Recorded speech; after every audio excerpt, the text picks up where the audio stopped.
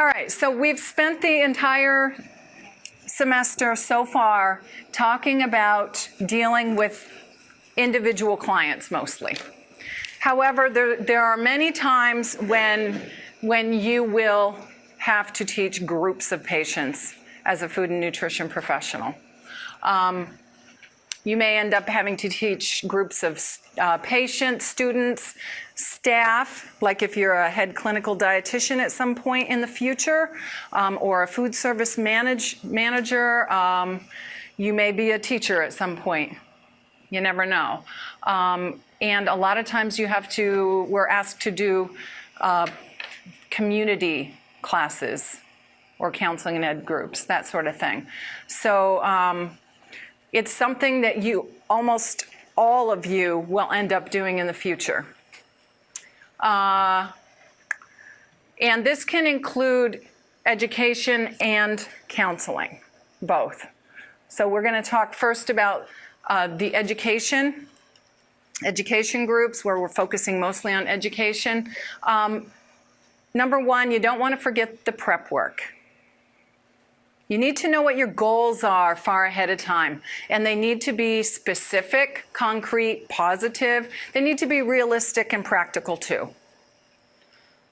You need to know who is going to attend, who needs to attend this meeting, when is it going to be held, where is it going to be held. Can you think of any potential problems? For instance, I've seen people plan meeting times before and then forget that a particular building locks at a certain time. So then all of the people are all waiting outside, and the facilitator is making frantic phone calls trying to get a hold of somebody to unlock the building. So you need to think about all those kind of things ahead of time. Do you need any equipment and supplies? Does the equipment work? It's very embarrassing when you go in to teach a class or facilitate a group and you have a PowerPoint already, you've spent a lot of time on it, but you can't get it working. It's very frustrating. It really throws you off your game, which increases your anxiety. So make sure everything works ahead of time. Make sure that you know how to work all of the equipment. Identify any support roles ahead of time. Is somebody going to take notes, for example? Figure out who's going to do that. Is somebody going to supply refreshments for the evening? And then develop an agenda. Nobody likes to go to meetings where there's no agenda, where the person in charge just goes and sits there and asks, are there any problems? Or we just kind of sit there. Andrea's smiling because she's been through this. We've all been there. As we get older, you will find that you're going to end up at meetings where there's no agenda. And it's time consuming for everybody involved. It's very frustrating. So make sure there's an agenda so we don't waste anybody's time. Now, there are several different communication styles out there and amongst us as people. And when we're a group facilitator, it works best if we are an assertive personality, okay? If we use an assertive approach. Assertive personalities are appropriately emotionally honest. They're direct, they're self-enhancing, and they're expressive. When you use the assertive approach, you yourself feel confident in what you're doing, you feel like you're capable, and you gain self-respect from it. The people in your group feel like they're valued and respected, and they also feel a sense of respect for you.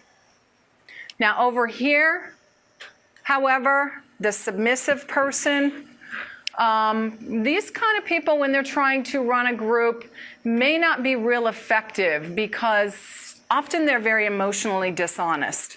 They don't tell how they really feel. about something, for instance. They're indirect. They're self-denying. They often will let somebody else in the group take over and kind of walk on them. And they're very inhibited.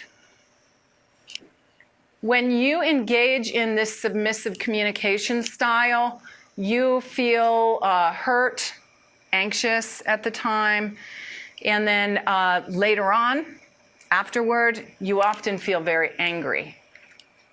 Angry with yourself, or possibly angry with somebody who was in the group that, was allowed to walk all over you. The other people in the group may feel either guilty or superior, and they may have a sense of pity for you or feel irritated with you. On the other side of the spectrum, we have the aggressive personalities, and we've all dealt with aggressive people. These are the people who are inappropriately emotionally honest. They say things regardless of whether they should say them or not. They don't care whose feelings they hurt. They say it. They're very, now it's not bad to be direct, but these people are overly direct. They're self-enhancing at the expense of other people. They're always trying to make themselves look good. These are the people that will try to climb the corporate ladder, so to speak, at any expense, everyone else's expense. They're often very expressive, but overly so. When you use this communication style in a group setting, it makes you feel righteous, superior, and powerful at the time, but later on, you'll often feel very guilty. Gosh, I kind of went overboard. And I think I burned some bridges here and there and over there. These kind of people tend to burn bridges. You don't want to burn bridges. Does anybody know what I mean by burning bridges?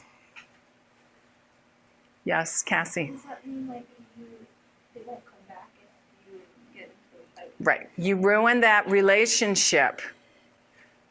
So they're not likely to want to communicate with you or participate with you in any way, shape, or form anymore. Because they feel hurt and humiliated. And they may feel angry at you and vengeful. They may actually want to get revenge. So once again, the best communication style is an assertive communication style. Okay, so when we're dealing with people in a group, we need to think about these things. Getting the people in the group to talk about possibilities gives them ownership of what's going on. Gives them ownership of the outcomes. So if things don't exactly go well, they know that they were, part of that. And you don't have to take, as the facilitator, the group facilitator, don't have to take all the blame yourself. Don't forget that the way you say it matters. I'm just going to give you a couple of examples of that your textbook gives. How do you feel when a group leader says, "Who made that decision?" How does that make you feel? Are you going to talk anymore after those kind of questions come about? No, you're not. Well, why didn't you get finished? What's your problem? These are things that, to me, it's almost like I'm back as a 12-year-old. Dealing with those catty girls. What's your problem? But I've seen adults do it. Okay, why did you do that? Who wants to tell me what happened here? So these are all said incorrectly. Better ways to say it would be some of the following. Well, where do we go from here? What still needs to be completed? What else? Does anyone have anything else to contribute? That sort of thing works much, much better. Questions, especially that put people on the spot, don't promote positive group dynamics. Because even though you only put one person on the spot, everybody else is going to sit there with their mouths clamped shut because they're afraid they're going to be the next one that you're going to put on the spot. So you want to be really, really careful about putting people on the spot. The term facilitator comes from the root word facile, which means to enable or to make easy. And so as a facilitator, that's what you're trying to do. You're trying to make the whole decision process easier, enable it. It provides structure to allow the group to remain focused. And a good facilitator balances participation of the group with the objectives of the meeting. They actively listen and observe. They show respect and empathy. These are some of the same things that you do with people when they're, just on an individual basis. They're honest and fair. They're accessible. So they take the time to spend some time after the meeting to answer any questions that may come up from individual attendees. They let people know when they're available to be talked to at other times. They ask probing questions. They think quickly. Sometimes this takes some time, and you obviously aren't going to be able to think quickly and ask probing questions when you're right in the beginning of your, a new career, because maybe you just don't know what to ask yet, but you will, over time, learn this process, and you can become a good facilitator. You want to be assertive, of course, like we talked about. At the same time, you want to be flexible. Humor always helps in every situation. Don't go overboard with it, but a little bit of humor thrown in kind of keeps things going. And a good facilitator is really good at energizing a group. You've probably been in groups where it just seems like the person that walks in immediately takes control and they have your attention. That's the kind of facilitator that you want to work toward becoming. Now, there's a couple of different methods that we use when we're discussing things, or especially discussing things in group situations. And one of them is the aura discussion method. And this method has 4 stages. The first stage the O stands for objective. And this is when you're spending time getting the facts. Once you've gotten all of the facts, then you move to the reflective stage of the meeting, where you then start focusing on emotions and feelings. From there, you start interpreting what those emotions, feelings, the meaning, purpose, all that means. And then you make a decision based on the discussion surrounding that interpretation.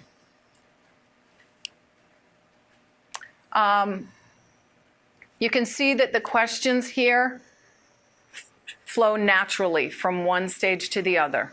You get the facts, you reflect on them, on the facts and the person's, the people's emotional feelings. You interpret all this, and then you make a decision. Just flows kind of naturally.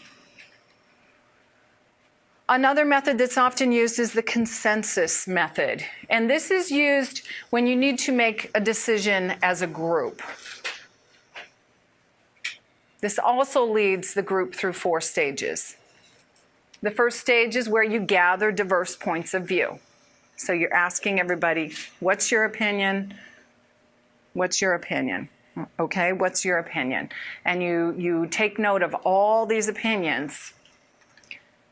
The second stage, then you take all those opinions, all that input, and you build a shared framework of understanding. Okay, well, we all agree that we should hold a health fair and that it should be held in the fall. But here are some things that we don't agree on. So then the next step, the third step, is you start developing inclusive solutions. So some of us disagree on who should be at the health fair. Let's discuss that, and maybe we can come to a conclusion. And that's where you reach closure. By the way, when you're managing a group, any kind of group, you want to set the ground rules from the beginning. So this would include things like time adherence, letting them know that you expect everybody to be on time, respect for each other, confidentiality issues. Nothing leaves this room. You remind people of, the HIPAA laws. And the no cell phone rules, that sort of thing. When you forget to set the ground rules from the beginning, it really doesn't work well to then go back and set them 4 sessions later.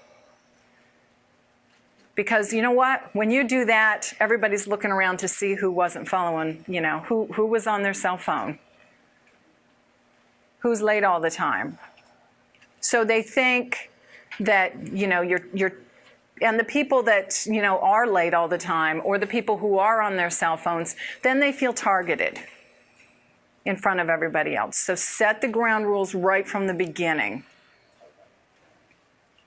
I have forgotten to do this a few times when I've taught classes.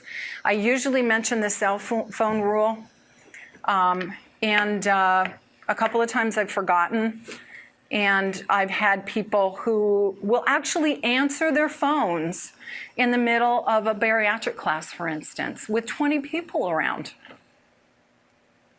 I had one guy, and don't get me wrong, I respect other religions and all that, all of the religions, whatever anybody wants to do, but this guy had his phone set for prayers. He was Muslim.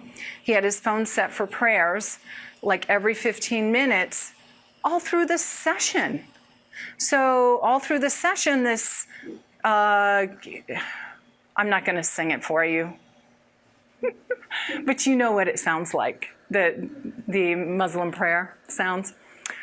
It was going off every 15 minutes through the whole session. And he didn't seem to even think a thing of it. And these were adults, I was dealing with, and it made it very, very difficult. I wasn't sure how to handle it at that time, just because it wasn't a normal cell phone problem. It was associated with religion. So I didn't want to step on his toes because of that. So if you don't say something ahead of time, sometimes those kind of things will happen.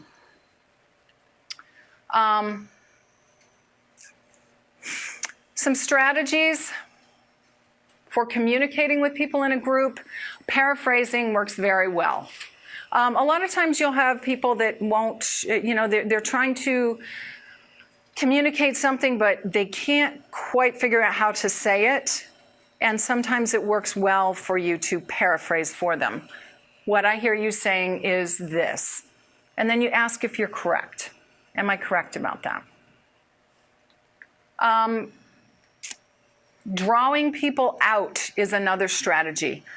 You all know that there's always people who want to hide and they're hoping that you don't look at them and, involve them in the group.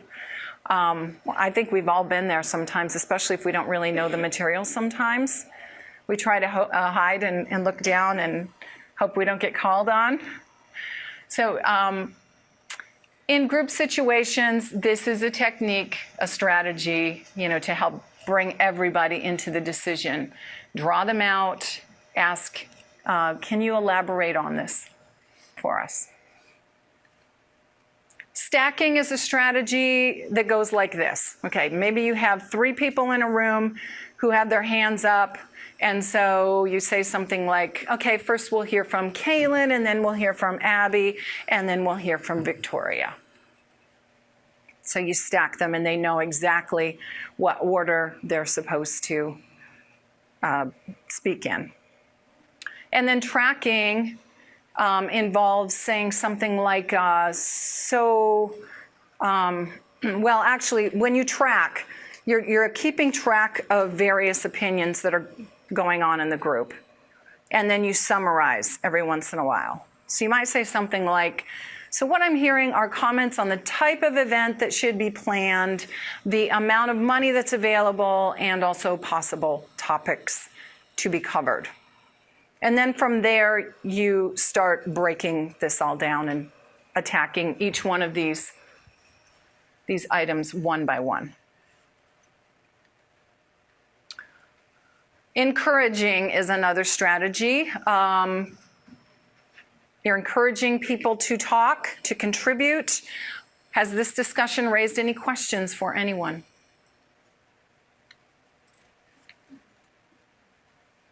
You want to make sure that you are balanced in your approach. So you don't want to leave anyone out. So you might say something like, so far we've heard from 2 people. Is there anyone else who would like to contribute? Making space is another strategy. There are always people in a group that look like they really want to say something, but maybe they're too shy, or they're just, they just don't, they're a little, they hold back for whatever reason. Maybe they're afraid what they're thinking is wrong. So you always want to make space for those people. Do you have anything you'd like to add? You look like you've been wanting to say something. And then identify common ground. We appear to have some different opinions about this. Here's where we differ, but here's where we seem to agree. Is this correct?